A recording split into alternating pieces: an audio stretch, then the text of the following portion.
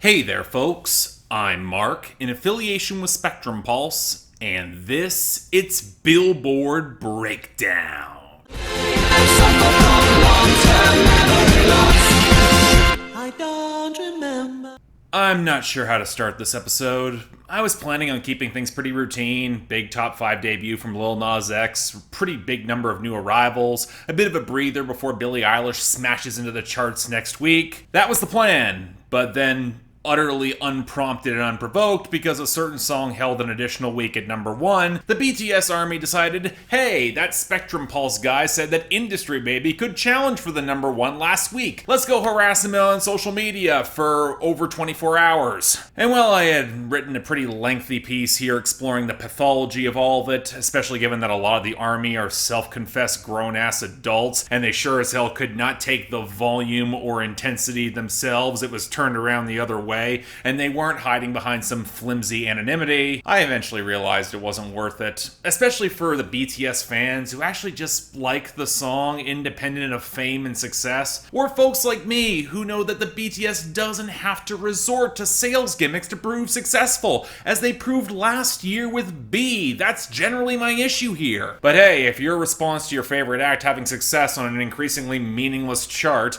and the label laughing to the goddamn bank as a result of it, is to then go harass the music critic and journalist who reported on the act's questionable sales tactics a month ago, like he's been doing consistently for years, for every act and label that he notices, hey, you might have bigger problems than me here, just saying. And that effectively opens up the top 10, which is the only reason why Butter by BTS is still at number 1. It is those sales. Although off of the pure data, those margins are shrinking, I will say. That being said, I think it'll be safe for another week or two, because while Industry Baby by Lil Nas X and Jack Harlow debuted at number 2 courtesy of enormous streaming in YouTube, maintaining that momentum can be pretty tricky, especially when the radio is slow to get on board, which is exactly what I predicted last week, funnily enough. Also helps, of course, that Lil Nas X is playing the good company man for Columbia and not saying anything to undermine or expose the sales tactics, but whether or not he could make a credible challenge, it's really a conversation surrounding momentum, especially if the radio is not on board, and it still doesn't seem to be. And I'm starting to think that the window for Good For You by Olivia Rodrigo has closed. It's at number 3 now, radio momentum is slowing hard. I don't see it making a final push without a remix or a discount. Honestly, and I hate to say this, Stay by Kid LAROI and Justin Bieber will probably be the one to penetrate beyond number 4. Streaming's rock solid, the sales are stabilizing, and the radios are really getting behind this as well. Just friggin' wonderful. It blew right past Levitating by Dua Lipa featuring DaBaby, which fell down at number 5 as the radio started to implode, but that's more because DaBaby had his homophobic episode at Rolling Loud, which is a fine way to get your remix yanked from the promotion even after his publicists finally got their shit together to draft the apology. It did hold up over Kiss Me More by Doja Cat featuring SZA at number 6, which did kind of surprise me given that this caught a sudden radio boost as well, just that it couldn't quite narrow that margin on sales to keep up with solid streaming. Then there's Bad Habits by Ed Sheeran at number 7. And again, I'm still not quite sure what to think about this, given how consistent it is in every channel and just how hard the industry is pushing this. You'd think it would have taken off at least among the silent majority audience by now. Then next up we got Montero, Call Me By Your Name by Lil Nas X at number 8. Solid streaming rebound, even as it looks like it's getting rotated out on the radio. And then riding sales and nothing else, we got Permission to Dance by BTS at number 9. Have to admit, I'm legit shocked this hasn't dropped out of the top 10. I guess sales are just weighted that heavily these days. Finally, we got Deja Vu by Olivia Rodrigo at number 10. Again, the radio is crazy stable on this. It still has not fallen off. Now that takes us to our losers and dropouts, and basically the latter category is all Pop Smoke's album bomb, taking with it Driver's License by Olivia Rodrigo, handily clinching a year-end list spot, and POV by Ariana Grande, which I want to say is just on the cusp of getting in there, which is great. I really like that song. But there wasn't a lot of losers. Off the debut, we had Wild Side by Normani and Cardi B dropped to 45, and Holy Smokes by Trippie Redd and Lil Uzi Vert just crater at 98. And seeing the continued losses, we have Motley Crue by Post Malone at 33, Ski by Young Thug and Gunna at 91, and NDA by Billie Eilish at 87. That's gonna rebound next week, no worries. Now the rest of our losers, they're actually all in country. Minimum Wage by Blake Shelton has just never taken off at 96, Settling Down by Miranda Lambert's getting rotated out at 66, but the big surprise for me was Blame It On You by Jason Aldean fell down to 65. This fell a lot this week, probably rotated out for the newer song, but we'll get to that. Now, normally you would see a lot of returns and gains this week, but in reality, it just feels like the chart's resetting to something close to equilibrium. It's going to be disrupted next week, and you know what? Maybe for the better, at least for now. I didn't really care for Working by Tate McRae and Khalid back at 97, but it is nice to see Next Girl by Carly Pierce rebound to 86. But country as a whole had a decent week in gains. Yeah, it's not all victories here, with Drinking Beer, Talking God, Amen by Chase Rice featuring Florida Georgia Line at 32, or Country Again by Thomas Rhett at 52, or I Was on a Boat That Day by Old Dominion at 77, and Cold Beer Calling My Name by Jameson Rogers featuring Luke Combs at 78. But along the way, we got My Boy by LV Shane at 82, Chasing After You by Ryan Hurd and Maren Morris at 48, and You Should Probably Leave by Chris Stapleton at 79. I count all that as a net positive. Hell, for our non-country gains, we're at 2055 by Sleepy Hollow up to 63. Again, I don't mind this, even if I'm a little bit surprised that it caught traction. And Love Again by Dua Lipa at 73. It's got some real radio traction here. It'd be nice to see if this became a hit, at least in my opinion. But we do have a healthy list of new arrivals filling in all the gaps here. Unfortunately, we have to start off with number 100, Still Chose You by Kid LAROI featuring Mustard. I can't believe that I'm tripping on you, cause that's what I promised I was never gonna do. So did y'all know that Kid LAROI is on his third release of Fuck Love? Better question, why do Grade A and Columbia think that continuously churning out a project with the same name is a feasible strategy long term and not a recipe for oversaturation? Well anyway, Kid LAROI had 2 new songs that hit the Hot 100 this week, with this as a collab with Mustard, so that at least gave me some expectations with the production. And let me start by saying that on the surface, this seems okay. I mean, it's still anchored in Kid LAROI's squawking delivery and basic but weirdly incoherent approach to relationships, where he wants to sell that it's a big deal that he chose this girl on the hook, while on each verse highlighting how she's such a drag on his real problems and he should have known better than to even try approaching a new relationship. But the piano back groove and the bounce from Mustard, it seemed okay, until you realize it's rooted in a pitch down sample of the song By Any Means by Georgia Smith, a Black Lives Matter protest song released in the height of last year. So okay, not only is the sampling excruciatingly quick, it's an attempted recontextualization of a black activist protest song by a whiny white boy to complain about women and the lie that he's making about coming from the bottom. The reason he has the record deal in the first place is nepotism, come on! There's just a level of ick to the details that even if I like the groove, I don't like how it's framed and contextualized. And Kid LAROI continues to just suck, so yeah, I'm not supporting this. Next, number 92, 5500 Degrees by EST Gee featuring Lil Baby, 42 Dugg, and Rylo Rodriguez. Drill, spin at the building to wake at. I'll be on what I'm on if I ain't rapping. There really was no structure till the members came back, nigga. So full disclosure, even though I covered EST Gee earlier this past year when he hopped on Lil Baby's song, and I did like that track, I don't really remember it all that well. Certainly not enough for EST Gee's newest project to be on my radar, and debut a couple songs this week. This one stacked up with the features, no hook, and featuring a very obvious Juvenile sample against the really cheap sounding percussion. But I gotta wonder if stacking the verses with so many features and so little structure really helps EST Gee here, because in comparison with everyone else, I'm not sure he sang anything that stands out amidst the gunplay and drug running, especially leaving Lil Baby to have that last verse. Honestly, it just feels like it's way less than the sum of its parts and winds up kind of mediocre and forgettable. Let's move on. Number 90, Memory I Don't Mess With by Lee Brice. Don't hate me, I can't help it. Gotta leave us where we left it. Your memory I'll mess with.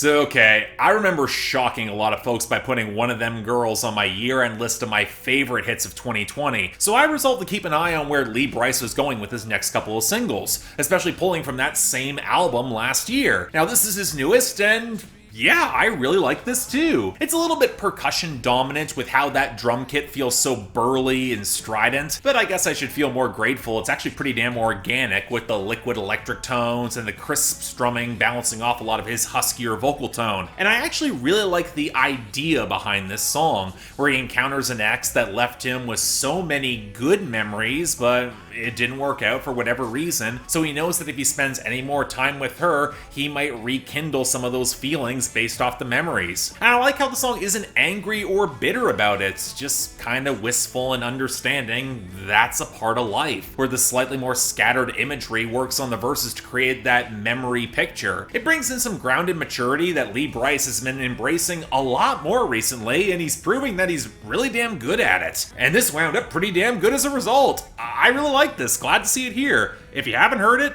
check it out. Number 89, Lick Back by EST Gee. Check out, got my jury on my shirt off.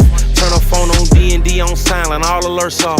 This a fast car, but I'm moving slow, I like my syrup, bro. So it's important to highlight there's actually a second version of this song on the album that's got Young Thug and Future on it, and it feels a little bit more fleshed out to more of an actual song. This is just one extended verse that runs under 2 minutes with your standard trap groove and your haunted melody that I actually think sets the vibe pretty effectively, especially with some of the touches of Spanish guitar. And man, it really makes me wish that what had charted had a little bit more detail and meat to the bones and the content beyond a pretty rote drug running track. I think what really hurts EST Gee here is that while he does the basics decently well, he doesn't really add more to his formula just yet that makes him seem unique. So while the production enough that works, it's missing anything really more to put him over the top. I mean, it's not bad, but at least in this state, not really memorable. Number 88, Better Believe by Belly, The Weeknd, and Young Thug. I'ma fall, y'all better believe.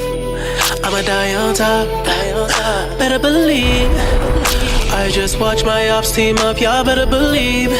I'll admit I'm always perplexed whenever I see Belly on the charts, especially in the States. Don't get me wrong, he's certainly well connected given the features he gets, and he's had a smattering of hits the past 15 years in Canada, but outside of maybe Might Not, I haven't really seen that proper breakthrough moment for him down the States yet. Now, pairing him with The Weeknd and Young Thug, that's a recipe to get there, and yet why do I think this is more of The Weeknd's song here, given that he opens up the song with the longest verse and he handles the hook, especially opposite all the Middle Eastern touches and the woodwinds and twinkling synths playing around that rumbling trap beat from Zaytoven. Now, that's not saying that Belly can't handle his verse on the track. He sounds pretty forceful and charismatic, and he's got the swagger to match The Weeknd's flexing. He certainly sounds better than whatever the hell Young Thug thinks he's doing. But you know, I think the focus could be better placed on him given it's his song, especially when the hook is actually pretty damn sticky from The Weeknd. I don't know, this is already a top 25 hit in Canada, and I can see this sticking in the US with the right promo, and honestly I don't mind it. I think it is pretty decent, but I also think it should be a little bit better than it is.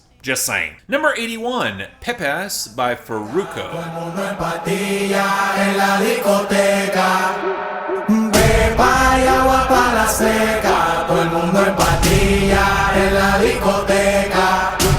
Oh look, a Latin song that's not massively overloaded with guest features. And it's from Farruko, that's a bit of a surprise. And initially, I was really getting on board with this. The more textured and developed percussion groove playing off a really good bass line, some splashes of mariachi trumpets, the vocals bringing in a lot of rollicking intensity and personality, especially when he stacks up a real crowd vocal for the hook just before the drop, even if it is just a dumb party cut when you look at the lyrics. And then that drop happens. And yeah, the trumpet sounds really fine, if a little bit shrill, but why did someone tell Farruko that that keening fart of a synth stolen from an EDM song from a decade ago was a good idea? Honestly, I was actually set to really get on board with this before that damn synth came in. It just kind of overpowers a song that could have been legit excellent. As it is, You know what? This is still going to go off in a live setting, especially at a club. I just know it. But I wanted to like this a lot more, and it could have gotten there. Number 57, Over the Top by Smiley featuring Drake. Came with the slide from left to right, but now I don't wanna dance. I got too much on the line, too much on my mind, too much ain't enough of my plans. Nike don't pay me to tell you just do it, they pay me to show you I do it again. Alright, was there some sort of call that we were going to get an influx of Toronto talent on the Hot 100 this week from out of nowhere? Why didn't anyone inform me of this? Because Smiley's a Toronto MC who got the coveted Drake cosign and some very spare production from Tay Keith with the sharp trap groove and the piano. Good luck with whatever happens to Smiley's career next. The abandonment from Drake is often very real. And you know, while I know the intro of this song has been a bit of a meme already in some circles, well, I hate to say it, I think I might actually prefer Drake on this, because Smiley does not impress me. There's a bit of an odd Valley Girl to how he constantly sounds like he's pitching up his delivery at the end of every line, like he's asking a question, and it gets really annoying pretty quickly. It doesn't help that his content just does not feel all that interesting. Again, a pretty standard come-up flex with some gunplay and a lot of brand name porn with pretty basic flows, whereas Drake's at least trying to sound a little sharper with his references to not dancing anymore, not yet retiring and settling a bunch more scores, as well as that bizarre line about asking to be buried with a tan because it's part of his brand. Now, I do get the feeling this is just catchy and mimetic enough to become a minor hit. I can see that happening. But outside of that, you know what? I just wish Drake would put on better artist, because this should be better. Number 42, Don't Go Yet by Camila Cabello.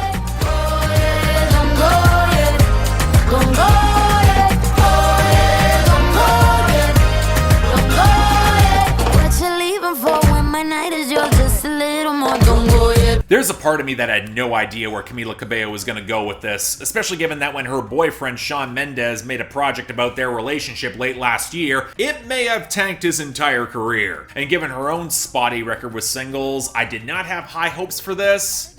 So color me surprised that this isn't bad at all. In fact, nailing down what actually works here is actually kind of interesting, because Ricky Reed's more colorful approach to the production and bringing all the horns and the timbales and the congas gives this song the most flavor that Camila Cabello has had in years, especially in getting away from all that reverb saturation that was all over Romance. And I actually think the vocals are better produced as well. Yeah, her delivery sounds fried out as per usual, and she's always going to be a limited singer, but the more extensive backing vocals behind her add some real support, and you can tell in hitting the higher notes, she actually sounds a little bit better than on previous projects. I'll give her credit for improving. Now, I definitely think the tinny acoustics right at the front of the mix, it's not a good choice to place them there, and you can definitely tell this song is cribbing openly from the formula that Shakira laid down in the early 2000s, and Camila Cabello is no Shakira, and the lyrics are trying to keep her partner around. They're nothing to write home about, they're pretty basic. But you know what, I'll say it, this might be the most I've liked a Camila Cabello song since Havana. So yeah, this is fine. I wouldn't mind this sticking around. It's a good pop song. I'll take it. Number 41, Not Sober by Kid LAROI featuring Polo G and Stunna Gambino. With the cola. I feel better when I'm not sober. I mean, second time's the charm, right? And Polo G tends to care about his guest verses, so this is a hope of not sucking? Well, okay, it's better, but not by much. And if anything, a song like this highlights the risk of making angsty cuts when everyone's not on the same page. Polo G's verse feels the most grounded, unsurprisingly, given the sharp contrast between the streets and his newfound success, whereas Stunna Gambino is trying to drill into, but the flows are a little less good, it's less developed and rich. And then Kid LAROI is complaining about girls and friends who double-crossed him, and he's a lot more about how he's drinking. And while he references Juice WRLD's passing in his verse, look, I'm sorry, I get no pathos coming from this kid. It just feels so painfully flat, even if the hook is catchy opposite the increasingly stale pianos and the cheap trap beat. I guess at this point, I feel like I've heard this song done better a dozen or so times from better acts, one of them being Polo G. We just don't have to keep Kid LAROI around, you know? Just saying, let's move on. Number 15, If I Didn't Love You by Jason Aldean and Carrie Underwood. If I didn't love you.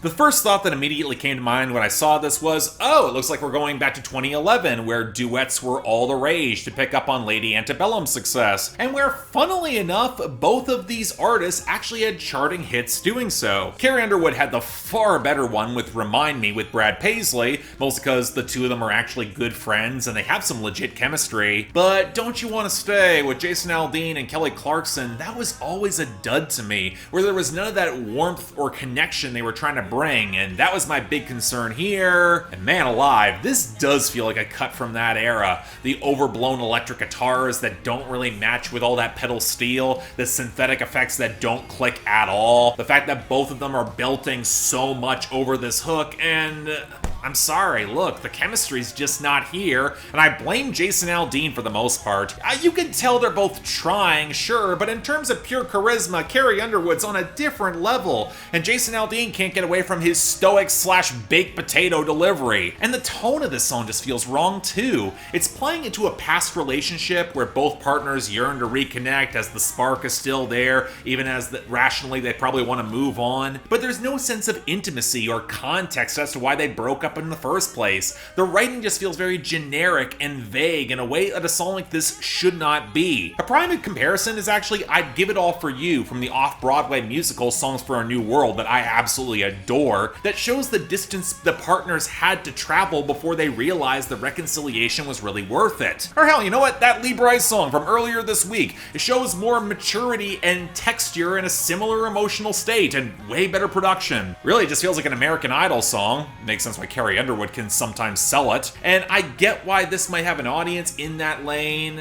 but man, sorry, it just feels flat to me. Not bad, but not really a fan. And finally, number 2, Industry Baby by Lil Nas X and Jack Harlow. Get your soul, just tell him ain't laying low. Now for the main event, and boy, there was hype going into this song, especially from the folks lukewarm on Lil Nas X, but really getting on board with this as a more fully composed and fleshed out piece than the fragments he usually puts out. And you know what, I mostly agree with that, although my first observation is, wow, this sounds like a T.I. song from the mid-2000s, with a lumpy trap beat and the horn loop and the swaggering melody to the hook that by the end kicks into a full drum line. We're discovering that Kanye West was a co-producer. It doesn't even surprise me. I guess the weird thing with this brand of 2000s revivalism, given that I'm now in my 30s, is that I grew up with this. I remember the sort of stripped-back, horn-inflected, braggadocious sound the first time, and I wish both Lil Nas X and Jack Harlow did more unique things with it, especially in the content. Now, there's a couple good lines that I like. I like just how confident and in-your-face Lil Nas X is willing to get with how he wants this to peak effectively on the charts, being who he is, trying to will this to success on force of will and queerness. And Jack Harlow's always had that laid-back swagger to nail a verse on a song like this. Plus, hell, after the week I've had, all these social networks and computers got these pussies walking around like they ain't losers. That certainly feels more resonant. But I don't know, there is a part of me that's just not as on board with this as I would like to be, because it feels like it's carrying its hit status by birthright, which is very Nicki Minaj, and a parallel between her and Lil Nas X that absolutely makes sense. They should work together, but just feels a little bit static to me. I don't know, I guess I just prefer rooting for the underdog where popularity never matters, and I don't know. This is another song I want to like more than I do. It's got moments, it feels like a fully fleshed out idea, but for me it's just good. Not great. And that's our week. Honestly, feels weird to go through with these, and with Memory I Don't Want to Mess With by Lee Brice, it's easily snagging the best. A little surprise there. And you know, honorable mention, this could have easily been a crapshoot between Lil Nas X and Camila Cabello, and that's a surprise. But I'm actually going to give it to Pepas by Farruko. This song is one remix to fix the synths away from just slapping incredibly hard in this lane, especially with as good as those crescendos are. Now, Worst of the Week falls out way faster. Still Chose You by Kid LAROI and Mustard is easily the worst of the week, just a disappointment with how that all came together. In dishonorable mention, I'm going to give it to 5500 Degrees from EST Gee featuring 42 Dugg, Lil Baby, and Rylo Rodriguez for completely failing that juvenile sample and not delivering anything worth caring about. Now, next week, yeah, Billie Eilish album bomb coming. Stay tuned, it won't be a surprise. But until then, I'm Mark. You're watching Billboard Breakdown, affiliate of the Spectrum Pulse.